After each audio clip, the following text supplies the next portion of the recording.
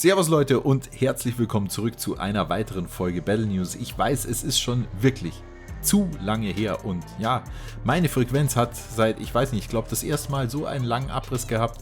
Liegt ganz einfach daran, weil ich extrem viel beruflich und auch privat um die Ohren hatte. Das wird jetzt auch nicht unbedingt besser, trotzdem möchte ich euch da natürlich auch nicht hängen lassen und deswegen geht es heute mal wieder weiter mit einer aktualisierten Folge der Battle News. Es gibt nämlich einiges Neues zu berichten im Zusammenhang zu Battlefield 2042, insbesondere um die Patch Notes Update 4.0. Das Update wird nächste Woche kommen, ist noch nicht die Season 1, aber trotzdem ist da einiges gefixt worden, was uns vielleicht den Spielspaß wieder etwas zurückbringen wird. Wir werden über die angeblichen Karten von Season 1 einmal sprechen. Ja, da gibt es durchaus den ein oder anderen Leak und natürlich möchte ich auch einmal nochmal mit euch sprechen, was an den bestehenden Karten geändert werden wird. Alles unter dem Kontext, dass wir in Battlefield 2042 endlich wieder etwas Spaß oder vielleicht endlich einmal Spaß bekommen. Ob das Spiel überhaupt noch zu retten ist, I don't know. Spielerzahlen droppen des Todes. Nichtsdestotrotz, wir schauen uns das Ganze natürlich einmal gemeinsam im heutigen Video an. Also, wenn ihr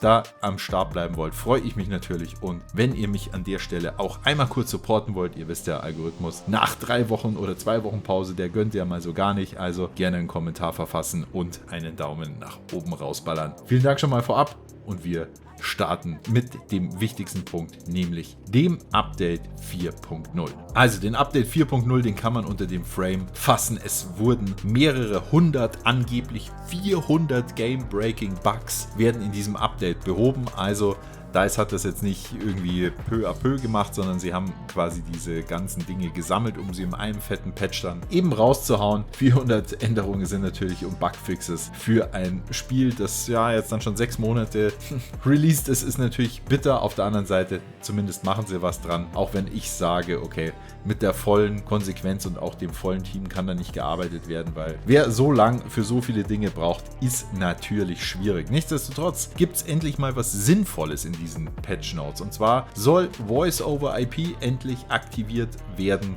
Wir werden das Scoreboard, ihr erinnert euch, dass er ewig gebraucht hat, bis es mal im Game wird man jetzt auch am runden Ende angezeigt bekommen werden. Ja, also, dass man auch am Ende der Runde weiß, wo man stehen würde, beziehungsweise wo man stand. Wie gesagt, 400 individuelle Fehlerbehebungen. Keine Ahnung, was das alles sein wird. Wir werden sehen. Vielleicht haben wir auch endlich mal den Glitch bzw. Bug dann überwunden, dass man Teamkameraden nicht ändern kann. Es wird einiges am Fahrzeugbalancing eben unternommen. Insbesondere ist da ein Thema dabei, dass eben gewisse Fahrzeuge, zum Beispiel der Bolt, in die Panzerklasse geschoben wird und auch der Little Bird bzw. Nightbird kommt in die Klasse der Attack Helikopter bzw. Flugzeuge, also da wird es dann nicht mehr so viel Overpower am Himmel geben. Ich denke, das ist so schlecht nicht. Dann eine Änderung, auf die ich schon sehr lange gewartet habe, und zwar, dass man die Transparenz, aka die Deckkraft der Symbole im HUD, anpassen kann. Also das ist etwas, was kennen wir schon seit jeher.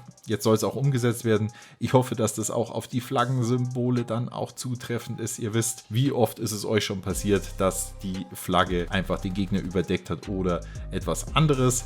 Die Anforderung zum Erlangen der Ribbons, also der Ordensbänder, wurde vereinfacht, was auch immer das heißt. Also ich hoffe ganz einfach, dass wir auch mal Gameplay-Punkte bekommen für zum Beispiel Heilen oder Sichten der Gegner und so weiter, dass auch mal die Soulflamme besser oder öfter auch mal rausgeholt wird. Das meinen sie unter anderem mit angepasste Erfahrungspunkte für die Unterstützung. Der ADS-Fehler beim Verlassen eines Fahrzeuges soll behoben werden, wahrscheinlich auch beim Einsteigen eines Fahrzeuges, also dass gerade wenn man in Third-Person-Perspektive unterwegs ist, sich immer der Zoom dann ändert. Und bei den Helis, zumindest auf der Konsole, ist es so, dass da genau nämlich ADS-Zoom umgekehrt ist. Also wenn ihr auf den Zoom drückt, dann zoomt das Ganze raus anstatt rein. Also vielleicht ist ja das dann auch endlich mal gefixt worden. An 2 Spezialisten soll gefeilt worden sein, einmal Rao und einmal Pike. Was da konkret angepasst werden soll, das wissen wir jetzt noch nicht. Bei Sundance sollen auf jeden Fall die Panzerabwehrgranaten bzw. die Zielerfassung angepasst werden. Ihr erinnert euch,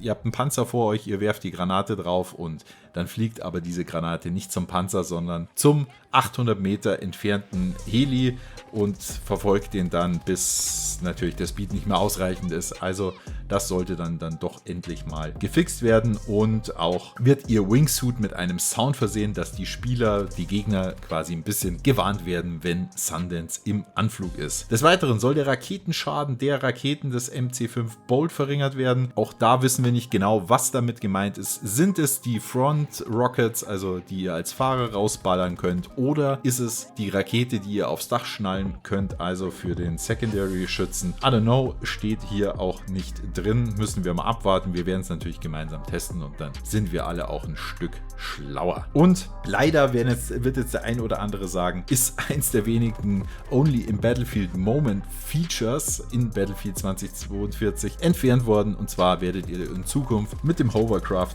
keine Wände mehr erklimmen bzw. hochfahren können. So, das sind jetzt mal alle wichtigen Details, würde ich mal sagen, zum April-Update. Der soll wohl nächste Woche kommen. Bis dahin müssen wir uns noch gedulden und die wesentlichen Änderungen, die wir jetzt schon mal ein bisschen im Voraus besprechen wollen, nämlich was an den Karten geändert werden wird und welche Maps dann vielleicht zur Season 1 eben kommen könnten, das schauen wir uns jetzt in der nächsten Rubrik an.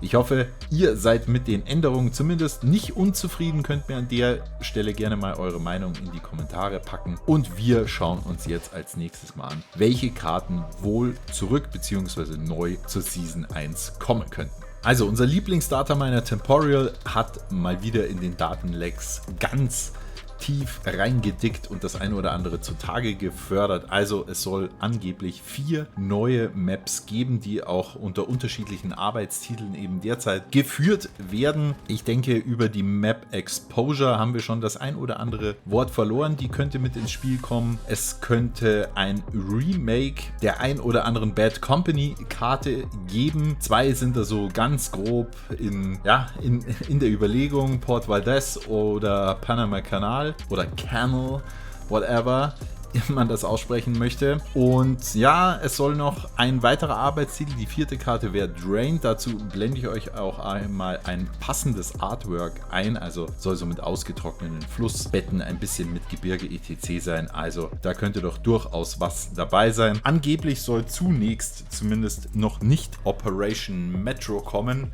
weil, warum auch immer, das im Battlefield 5 nicht so gut angekommen ist. Das kann ich im Übrigen gar nicht so teilen, weil ich fand im Metro bzw.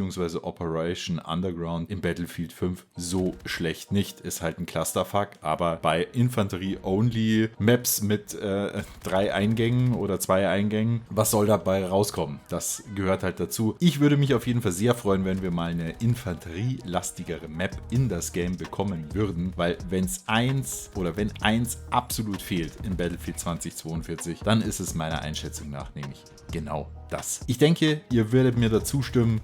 Solltet ihr anderer Meinung sein oder auch gerne, wenn ihr der gleichen Meinung seid, dann auch das sehr, sehr gerne in die Kommentare, Leute. So, und als letztes Thema möchte ich mit euch mal über die anstehenden Map-Änderungen sprechen. Die, muss ich euch leider sagen, die werden wir nicht mit dem April-Update bekommen, sondern wir werden sie erst mit der Season 1 leider bekommen. Also dann auch wieder in Summe mit neuen Karten. Ob das dann alles so hinbekommt, ja, lassen wir es mal dahingestellt sein. Also auf jeden Fall haben sie da auf das Kundenfeedback, beziehungsweise ja, Community-Feedback sagen wir mal, aber wir sind natürlich auch Kunden definitiv gehört und es wird sehr viel mehr Deckung in die Maps integriert werden. Sie starten mal mit 2 Maps voran, also einmal mit Kaleidoscope und mit der Map Renewal, aber ich blende euch da mal die entsprechenden Screenshots ein. Also auf jeden Fall für mich eine deutliche Verbesserung. Das sieht man auch schon, sowohl einzelne Erhebungen, also wir haben nicht mehr dieses Flatland überall drin, sondern es gibt schon die ein oder andere bessere Erhebung in den ganzen Karten. Das sollte dann für die Infanterie auch wesentlich mehr Deckung geben, in Kombination dann eben mit den geclusterten Fahrzeugen, also dass es mehr richtige Transportfahrzeuge gibt und nicht mehr so viel, was dich von oben komplett zerbersten kann. Kann ich mir durchaus vorstellen. Das Einzige, wo ich halt immer Bedenken habe, ist halt wirklich,